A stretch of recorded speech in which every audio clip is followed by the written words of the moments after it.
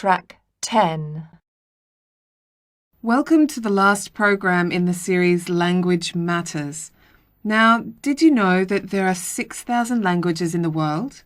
It sounds like a lot, doesn't it? But according to linguists, about half of the world's languages are going to die out within the next 100 years. This means that there is a language dying out somewhere in the world every couple of weeks or so. So our languages are at risk of extinction, and linguists, like my guest Yen Peterson, are involved in a race against time to save them. Yen, welcome to the program. Now, when exactly does a language die? Well, in very simple terms, a language dies when the last person who speaks it dies.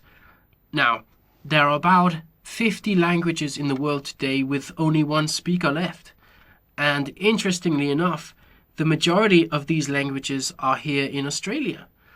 Now, to give you a very recent example, a colleague of mine was doing some fieldwork in Cameroon, Africa, a few years ago, and he came across a language called Kasabi, which linguists like us had never studied before.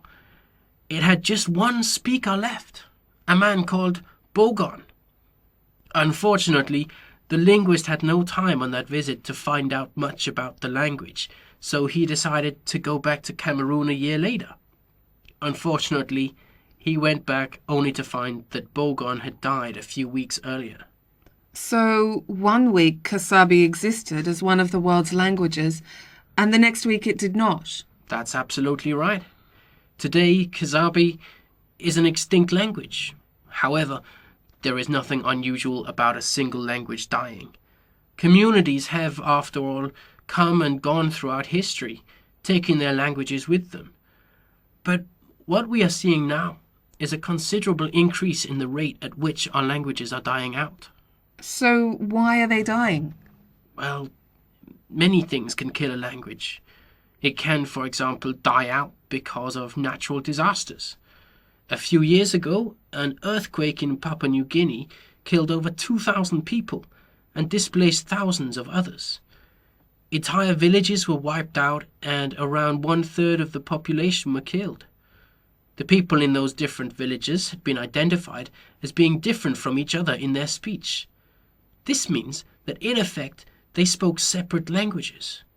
So, as a result of the earthquake, the number of speakers of these languages has gone down dramatically.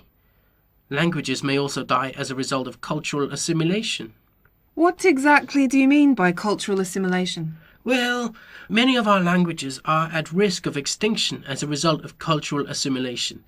That is to say, big cultural movements that began 500 years ago. This was when colonialism spread a small number of dominant languages around the world. So minority languages are taken over by dominant languages, such as English and French, for example? That's right. Now, when one culture assimilates another, there is a sequence of stages that affect the endangered language. The first stage is that there is great pressure on the people to speak the dominant language. The second stage is a period of bilingualism. This means that people become proficient in the new language and at the same time hold on to their old language. Then, and often quickly, bilingualism starts to decline with the result that the old language gives way to the new. This leads to the third stage, in which the younger generation increasingly finds its old language less relevant. For example, Breton, which is spoken in northwest France, is a good example of a language that has declined dramatically in recent years. In recent times, this has already happened to 2 other Celtic languages in northern Europe, Manx, which used to be spoken on the Isle of Man, and Cornish. Both these languages are currently attracting support and attention, but once a language has lost its last native speaker, bringing it back is extremely difficult. However, all is not lost. The language of Breton can be saved if enough effort is made. The kind of effort, in fact, that has already helped the language of Welsh get over a dramatic decline. In fact, nowadays Welsh is very much a living language, with around 500,000 speakers.